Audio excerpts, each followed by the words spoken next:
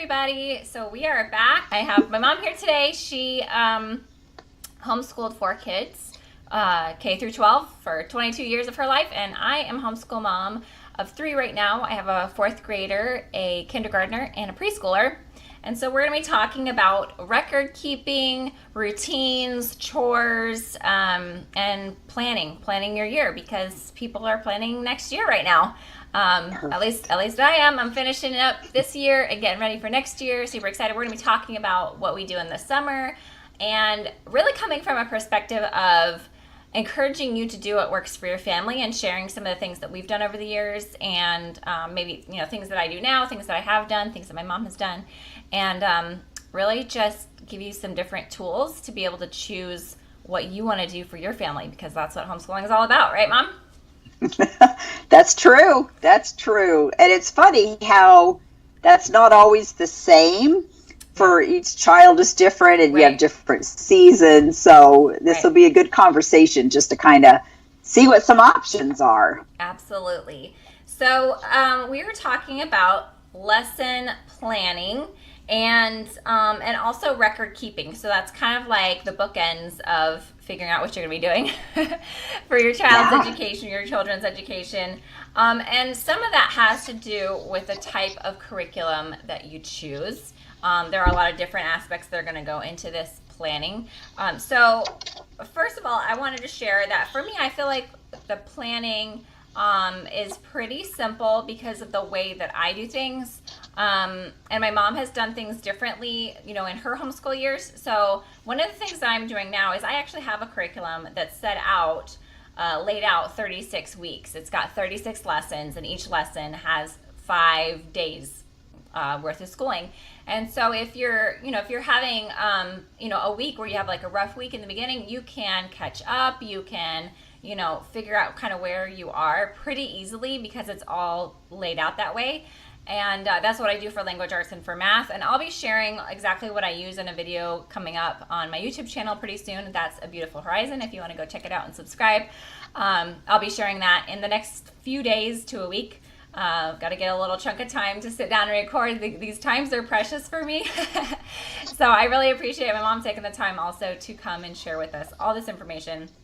But then what are some of the other types of curriculum that you've used, Mom, and how did you I was going to say for unit studies, I do a unit per month approximately. So I kind of have that basis where we just keep talking about the topic, and we read different books, and we have different activities and all that kind of thing. And then generally about every month is when I switch. And some of the lessons are like 10 days worth, or not 10 days, like 10 lessons and then like 20 lessons. But I generally tend to just do it one per month, and over the year that, evens out. So that's about how we do that. So Mom, how is it that you divided up your, the different subjects for the year? Well, that's a really good question. First, I kind of laid out Bible study, and then the math and the language arts were something that I tailored to each one of you daily. Those daily lessons, kind of line upon line, precept upon precept, because it's like building blocks that build for each child. And so you'd have your individual lesson for each of the children. But then, like you said, I do unit studies for the science and the history. And as you got older in high school, I do both of them every day, because then you're kind of in your high school track. Right. But when you were younger, and I know a lot of homeschooling families do this, is you do history or you do science. Right. And then that way you have a little bit more grace, and you can focus and look for projects to do while you're learning from a textbook. And I think it's really helpful, especially for new homeschoolers, to use some kind of a textbook just as a frame of reference, but then to look for projects or field trips to supplement, to kind of bring it alive. That really makes it fun. Right. And what I love about doing it that way is that even when you're doing a quote unquote science unit, you're learning about the history of that bit of science, maybe the scientists who did something. And then if you're reading about a scientist who was, discovering something in science, you're learning about the culture during that time. And, maybe you're reading a book and you see how they used to dress back then, or, what the culture was like, and how, what their manners were like back then, or what they ate back, so you are, it just kind of makes sense to me to learn those together, because they're so intertwined. When you're learning the history of something, you're learning about, what the science, revolutions were at that time, or you're learning about the science, and you're learning about the history of the time that science, science came about. So I think that's really interesting and fun, and we love reading books and finding some good book lists. There are a couple of good book lists out there for resources, and we're going to be adding a lot of extra resources, printables, lots of information when we make this into a course, and we will be announcing all of that as the time comes. We are working really hard behind the scenes to get this all ready for you. We've had some technical difficulties with website stuff, and that's just how it is in this online world. Both of us have had some issues, but we're working really hard to resolve those. So if you go to my mom's website right now, it's having issues. It had some attacks going on the website, and so she has been just switching things around and finding new means to do what we want to do. So we're really excited about how this is going to wind up looking when we're all finished with it. But just in the meantime, bear with us as we figure out this whole world of online stuff. But so we have the different types of curriculum, and like you were saying, Mom, some of them are very easily laid out, for consumption for people who are new, or maybe just different personality types. I know there are going to be some moms who are really into figuring everything out and learning it all and putting it all together themselves, and then there are other moms who just look at that and they get totally overwhelmed. And and there's going to be differences for even within different personalities, but I know for me it really helps to have at least just the guidelines of what we're going to be learning, and I do it on a 4-year rotation, so I know my kids are getting it a couple of times through each of their years, even though I have multiple kids and multiple grades. And so that just helps me to feel secure in knowing that everything is going to be at least touched on, even if it doesn't get covered in depth. They can always learn it later, like we've talked about. But that helps me. And so I would just encourage you to look around and look for something that brings you peace when you see it, and you just feel like, oh, yes, like this is going to help me just have that little bit of guidance that I need. And then, as you get more confident, maybe you're in your 2nd or 3rd year of homeschooling, I do at least see in myself that I'm more inclined to reach for, some books and really be reading out of actual books instead of just the textbook, but I'm covering the same things, but I'm learning more about, like I said, the culture and those types of things that just keep it interesting and help you to remember it long term. I just love that. I feel like it makes it really come to life. And it was always fun to pile on the couch and read stuff all together. Mm-hmm. I always loved that. We get some really good biographies or autobiographies, or get the YWAM series or Chores series, I think it's called. There's some really good books that have the autobiographies of the founders and different time periods, and that really brings it alive. Right. And then you can give assignments on each children's grade level. The elementary, you'd keep it really simple. The middle school, you give them something to research, and then the high school, have them write an essay. And it really makes it much easier for the mom when she's got several children to do it that way. Yeah. And so if it's not, I guess most of when you're having language arts or if you're having math, they're very set in stone. But how do you make sure you keep on track? And what are some of the things that you would make sure you were writing down? Lesson planning, are you talking about? Okay, that's a really good question. And what I think you just mentioned that, especially if you're under a homeschool umbrella, you are required by law to teach 180 days. So that's 36 weeks, 5 days a week. Mm-hmm. And so I would make a monthly calendar and literally of the 36 weeks and kind of sketch out where I needed to be in the book on which week. And Right. some of that's done for you. And generally speaking, if a lot of that's done for you, you're going to pay more for it. Right. And just a heads up, you don't need the workbook, the work text, the test. Sometimes you buy these curriculum stuff. and they're so expensive and they're so complicated. And oh my goodness, it doesn't have to be that complicated. But if the lesson plans aren't figured out for you, you generally speaking take the book, look at the table of contents. Will it fit for 36 weeks? And if not, I mean, as you guys got older, I literally, how many pages are in the book divided by 180, that's about how much you're gonna read. And, just kind of sketch that out. Or if you're doing literature and you know that you're going to be covering maybe 6 or 8 books a year, then how many books do you want them to read a month? And you kind of, I really would sketch that out in the summer for each one of you, because then during the year when it's crazy and I'm overseeing 4 kids at once, and you guys were spanned out there, over 12 years. And so it really did help me to get a good idea of what the next school year looked like for each one of you. Right. It was really worth it.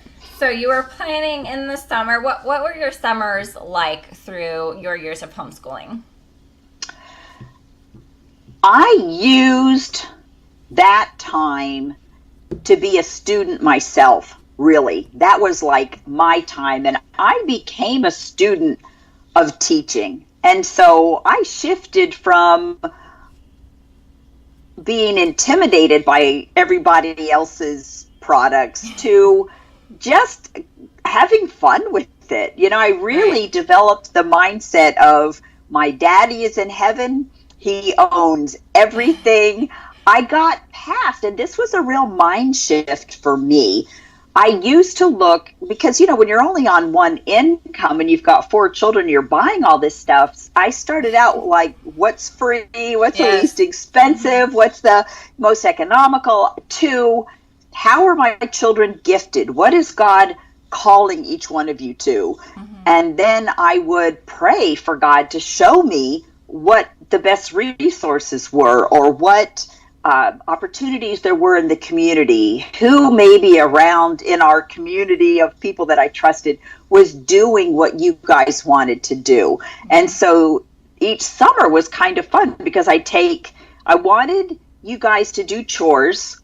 And I think I mentioned before, and I'll get my hands on this, I know I've got it somewhere, but I literally had a sheet of paper that had all the different chores to run a house, and what a 5-year-old could do and what an 8-year-old could do. And you just progress. So every summer I would rotate y'all's chores and teach each one of y'all different chores so that you could have a new set of things to do in the fall. And I would invest in that. And I invested in things that you needed. Like, I remember organizing the cleaning in a little tray.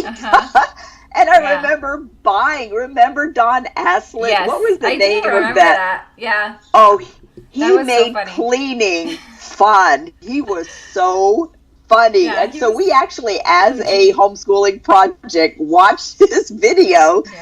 And I bought some of his products so that, you get kind of that professional attitude, about keeping your house clean. That's so fun. Yeah, I actually do remember those. I remember his 4 boxes. And just that he was so silly and funny, and it's that old school atmosphere of a talk show and stuff. It was just funny. But I do think it's cool to have some inspiration. I was even thinking about mentioning, if you are overwhelmed with household management, there are some resources like Fly Lady. She's always talking about this. I have the book of hers. I can link it in the description if you're interested on checking that out on Amazon. There's also a lady called, her name online is Clean Mama, I believe. I'll link that too. And we'll just add some more of these resources and some checklists and everything into the course for whoever is interested in all that, because it can get overwhelming when you're at home all the time and you have multiple children and you're teaching some and then the others are taking a break here or there, and just managing all of that. I think that what has helped me a lot is having routines and just saying, I know that my house is not going to be clean all day, every day, because that's just not realistic. My kids would be a little robot sitting in a corner if that was the case. And also my husband works from home most of the time now.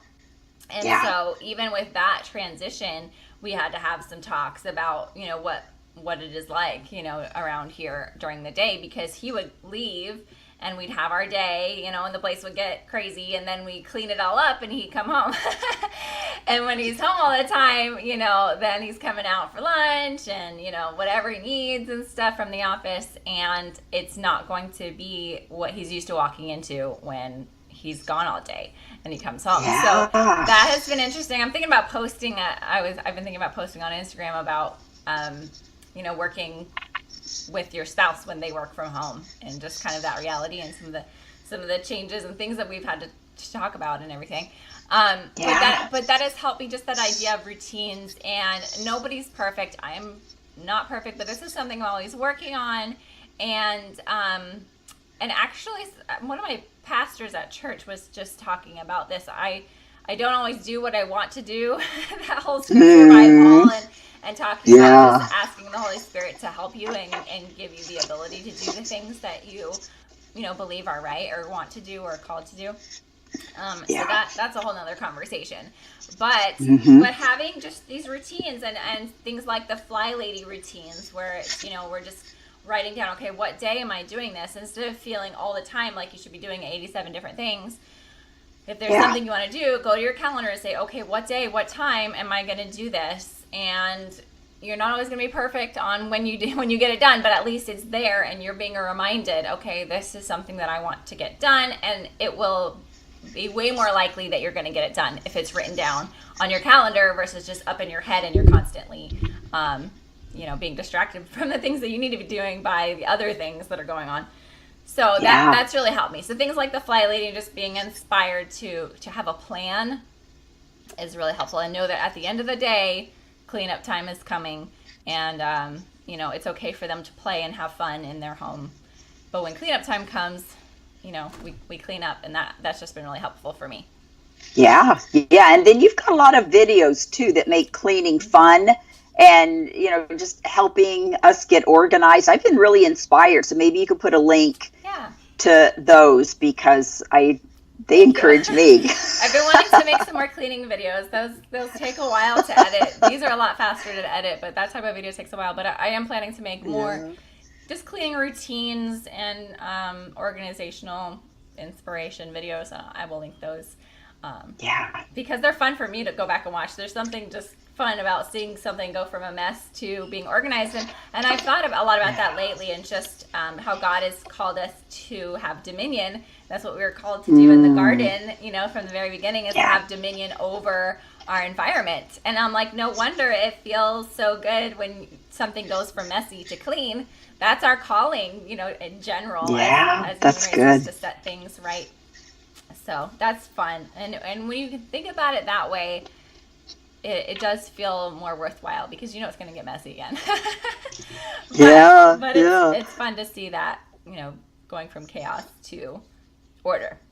So you're talking about, having this time in the summer to plan, and I know there's a big thing about, homeschool year round right now, and that's something that I kind of do, but not fully. I don't have like the full year mapped out for homeschooling, but I do kind of have the summer for certain subjects that maybe we need a little more practice with, or maybe we just need a little more time, or maybe we just went a little bit slower than we needed to, or we had things come up during the year. Maybe somebody had a baby, or maybe you moved or something like that. So for summer, like you're saying, there's catch up, there's teaching the kids certain chores for the coming year, or projects that you want to get done, or just focusing, kind of like the whole summer school concept, just focusing on a certain thing. Maybe it's math facts, maybe it's spelling, whatever it is that they kind of just need a little more help in. That can be the time where it's not like a full day of school. They're still having lots of fun. They're going out in the sprinklers, they're eating watermelon and all that kind of stuff. But maybe, just like 20 minutes a day, we're focusing on, catching up on something, or getting really well acquainted with a particular struggle point. So, and two other options that I know homeschoolers did is some homeschoolers only homeschooled 4 days a week. Right. Because they wanted one day for chores or errands or whatever. And so they did homeschool all year, but they only homeschooled 4 days. So that's an option. Right. One thing I did when you all were younger, and when you got older, you kind of wanted to be the same schedule as your friends because you were, coming into your adulthood. But when you were younger, the summers are so hot down here that we would school during the summer, and we take off from before Thanksgiving until the new year. Right. And that was really nice because then we could focus on Christmas and the holidays and making things and traveling. Right. And I didn't have to worry about school. And I loved that. We did that for several years in a row, and I just thought it was kind of great. What we've done this past year is we did take off more of the holiday time. We just had so much going on. So many a party over here and vacation over there, and it was just a lot of that type of thing. And so we do kind of go in. We have a short summer break where we do have, maybe like a couple weeks or something. But it's been different. Every year has been a little bit different. Sometimes we're done way early. Sometimes we have, certain subjects that for whatever reason are just taking longer. And so that just gives you that breathing room. And I think we always need that margin of just, okay, if it doesn't happen right away, we can, extend it out a little bit and it'll be fine. So yeah, like you were saying, less summer, more holidays, chores, projects, planning, focusing on certain subjects. And then I've heard of other people doing their school year 5 days a week, most weeks, but then they have a full week off a few times a year.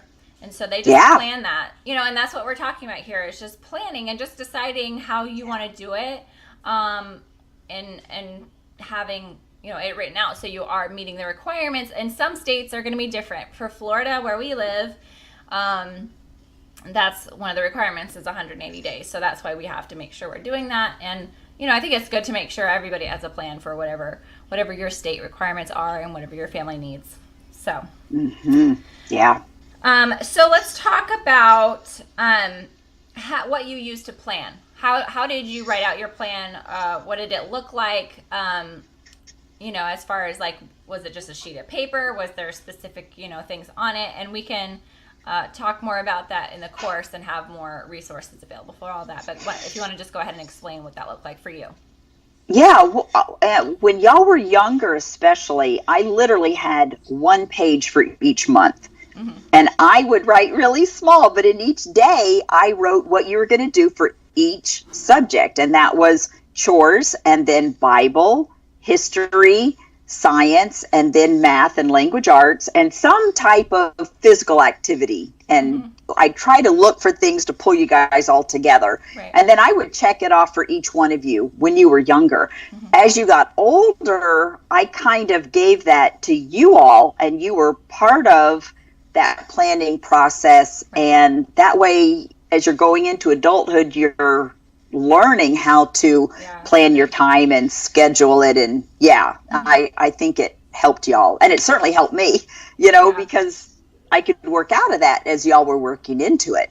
Yeah, that's what I've done for the first couple of years here with homeschooling has been printing out a calendar page. It's literally a calendar page. I can link the one that I use later. But writing out for each day, and then at the end of the month I would total how many days we did school if we missed a day for being sick or whatever, and I would write that in the corner. And so every time I'd be able to count up, okay, how many days have we been doing this, how many days do we have left, and I would write out how many lessons we have left. And there are some years I've been more organized than others, but that has been really helpful, and just kind of keeping track as you go, so you're not surprised at the end. So you know how many lessons do I have left and how many days have I done, and then like you were saying, you can divide up, okay, how many lessons do I have to get done if I want to get done during at a certain point of the month, or whenever on a certain day. And so that's one way to do it. One of my friends has actually mentioned that she has like a composition notebook for each of her kids, and she literally like writes the date, and she writes whatever pages they did, but she'll also write, and this is what I love, so I think I'm actually going to try this next year. She'll write if they go on a field trip, she'll write all kinds of like we did this and they learned that, and I think that's really helpful to have just more surface area to write out all that extra stuff that maybe doesn't technically look like using your curriculum, but you're still learning, and you have just more room to write all that kind of thing. So I thought that sounded really cool, and even the kids could write what they learn, if they're at that writing age where they can write a few sentences or something. So I thought that was a cool idea. Yeah, and that kind of reminds me that as y'all were in high school and we'd go on field trips, I'd keep souvenirs, I'd take pictures. Right. And I actually made each one of you kind of like a yearbook. It was kind of like a yearbook / notebook, because you can either have your children take a standardized test each year, or you can have them evaluated. If you have them evaluated, you have to find a teacher, this is how it is in Florida, that's certified, and they look at your children's work. I enjoyed that because I had, some of y'all didn't test well, and some of you did. So it's really super easy if you go and you're just tested and then you're done. Yeah. But it was highly beneficial to have a teacher look at your work, because then they could see what you were producing. It gave me an extra set of eyes to look at your work and say, hey, they're a little weak here. And then I'd know next year I needed to beef that up and concentrate on that. So it was something that I really welcomed. I was never nervous. And one more reason, I want to mention this before I forget, in being tested, presently, we have to be very concerned as to whether it's according to Common Core or not. And we keep hearing, well, Florida doesn't have Common Core, but they actually just renamed it. We have a governor now his goal is to get Common Core out. That's going to take a few years.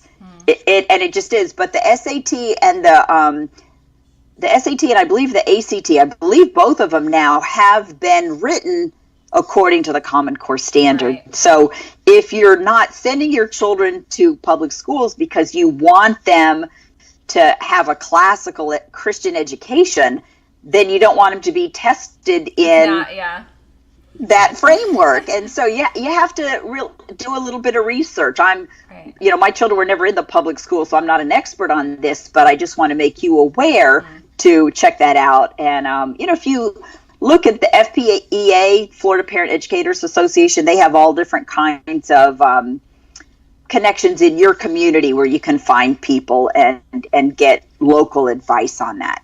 Yeah. And I would say, even though none of us went to public school, we don't need to go into a whole lot of detail, but I would say my mom knows a lot about what's going on in public school these days. And and not to go off on a tangent, but it's not the same as what it used to be when my husband went to public school. It's changed a lot, or what average parent's age, it's a lot different now than what it used to be. So anyway, but yeah, I do love evaluations. I love being able to chat with our evaluator that we've used this whole time. And you can find people who do these evaluations in homeschool groups, ask around to some of your friends, and and find them that way. I'm not sure how exactly people track down homeschool evaluators other than just talking to other people who homeschool, maybe going to a conference in your area, like a local homeschool book sale or something like that, and just ask around and be like, does anybody know a good evaluator in my state? So, because every state, like we said, is going to be different, and we don't know the rules in all the different states. But you can go to hslda.org and find the rules for your specific state, and probably a lot of resources, I would think, too, as far as how to get your testing done. Yeah. I highly recommend HSLDA. Yes. Yeah, I'm a member of theirs, too.